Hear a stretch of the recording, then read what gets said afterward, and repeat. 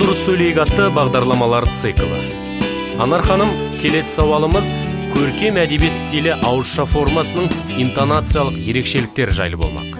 Самат, біз өткен сабақта дайындықты ауызша сөздің өзіндік ерекше интонациялары болады дегенді ғана айтып өттік те, біз оған тоқталмадық, мысалдар келтірмедік. Міне қазір соның бір жақсы мүмкіндігі болып тұр. Біз ең алдымен әңгімені көркем әдебиет стиліндегі ауызша сөздің интонациялық ерекшеліктеріне тоқталудан бастаймыз. Енді осы өздеріңіз білесіздер, көркем әдебиет деген кезде біз көз алдымызға тек қана бір ғана жанрды елестете алмаймыз, алуан түрлі жанрлар келеді. Көз алдымызға ол поэзиялық шығарма, ол прозалық шығарма, дұрыс айтасыз, ол драмалық шығарма, және сол енді драма, проза, поэзияның өзінің ішінде тағы да бірнеше салаларға, стильдік салалары, жанрлық салалары ары қарай жіктеліп тармақталып кете береді. Дегенмен осы үш негізгі типін алып көрейік. Мысалы, поэзиялық шығарманы егер сіз оқитын болсаңыз ауызша, онда сіздің интонацияңызды сол өлеңнің мазмұнына қарай бір. Екінші, сол өлеңді сіз қалай жеткізгіңіз келіп тұрған дітіңізге қарай сіз өзгертесіз. Бір жағынан авторлық қалай сезінесіз? Бір жағынан авторлық діт, яғни өлең жазған кездегі автордың идеясы, екінші жағынан сіздің идеяңыз қосылады да, осы екі идеяны жеткізу мақсатында сіз интонациялық құралдарды пайдаланасыз. Сонымен сіздің бірақ бір қызығы, көркем әдебиет стиліндегі басқа жанрлардан, прозадан, драмадан өлең интонациясының өзінің ерекшелігі бар. Ол немен байланысты? Ол өлеңнің құрылысының бір жүйеге бағынатындығымен. Яғни ол өлеңде міндетті түрде ұйқас болады. Ол өлеңде міндетті түрде әрбір жолында белгілі бір буын сан сақталу керек. Міне осыған байланысты сіз өлеңді оқыған кезде интонацияңызда қайталаулар көп болуы мүмкін.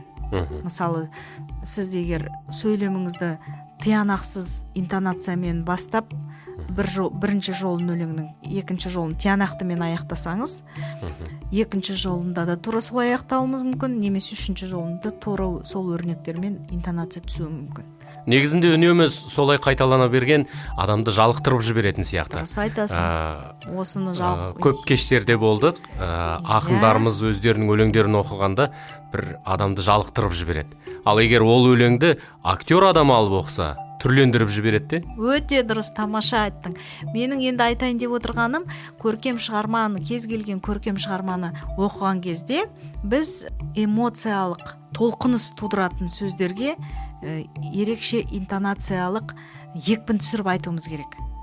Мысалы, сол өлеңнің бір жолының әуенінің толқыны, басы тиянақсыз әуенмен келеді, соңы тиянақты болып кететін, былай қарағанда бір сарынды толқынның ішінде бір сөзді ерекшелеп, оны әуенін бұзуға болады. Сол кезде тыңдарманның құлағы елең ете қалады.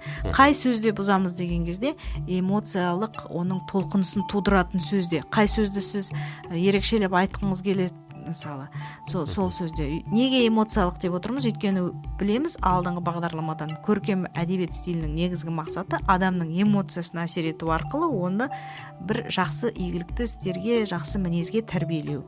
Сондықтан көркем мәтін ішіндегі тіпті сол поэзия жанрында болсын, драма жанрында болсын, проза жанрында болсын, эмоция тудыруға негіз болып тұрған сөздерді сіз интонациялық жағынан ерекшелейсіз. Енді бұл жерде қарқын қандай болу керек? Біз енді интонацияның бірнеше компоненті бар дедік қой, ол әуен. Енді әуен жағынан келгенде өлеңнің әуені, міне нағыз Ахмет Байтұрсынұлы айтқан қазақ интонациясы кілемге түскен өрнектей, біріне бірі жалғасып, толқынданып, бір әдем болып тұратын интонацияның нағыз осындай көрінісін біз поэзия жанрындағы шығарманы ауызша айтқанда байқаймыз.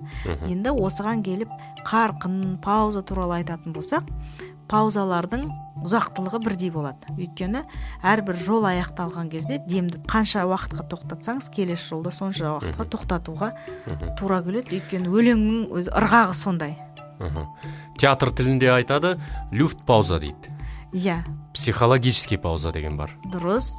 Осындай паузаларды да сол жаңағы құрылымдық паузалар, жаңағы мен айтқан әрбір өлеңнің жолынан кейін міндетті түрде пауза жасауыңыз керек. Егер сіз өлеңнің жолы аяқталғанда пауза жасамасаңыз, сол прозаның ауызша стиліне жақындап кетеді. Ал жаңағы люфт пауза, психологиялық паузалар, оны осындай паузаларды сіз өлеңнің ішіндегі өзіңіз ерекшелеймін деген сөздің алдынан немесе артынан қойып отырасыз. Сөйтіп өлеңнің жалпы жаңағы кілемге түскен өрнек сияқты бедерінен тағы да келіп бір үстінен тағы да бір өрнектер түседі. Сөйтіп тыңдарманның эмоциясына әсер етеді. Ал драма тілінің интонациясына келетін болсақ, өте құбылғыш болады драмалық шығармалардың тілінің интонациясы. Неліктен? Өйткені драмада қатысатын кейіпкерлердің саны көп. Және олар әртүрлі әлеуметтік топтың өкілдері болуы мүмкін.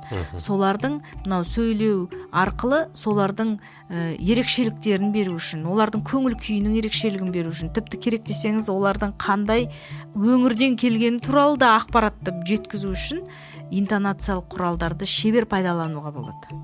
Оның сөзін сомдаған кезде актерлер мысалы әдетте драмалық шығармада әрбір кейіпкердің рөліне кіреді, сонда олардың әрқайсының интонациялық безендірілуі әртүрлі болып шығады. Прозалық шығарманікі де өзіндік ерекшелігі болады. Жаңағы драмалық шығармаға қарағанда, поэзиялық шығармаға қарағанда, дегенмен прозалық шығармада дауысты құбылту, ойнатудың да мүмкіндіктері шексіз. Түсінікті. Көп рахмет, Анар ханым. Вики білім қоғамдық қоры. Қазақстан Республикасының Мәдениет және спорт министрлігі тілдерді дамыту және қоғамдық саяси жұмыс комитеті тапсырысы бойынша дайындалған.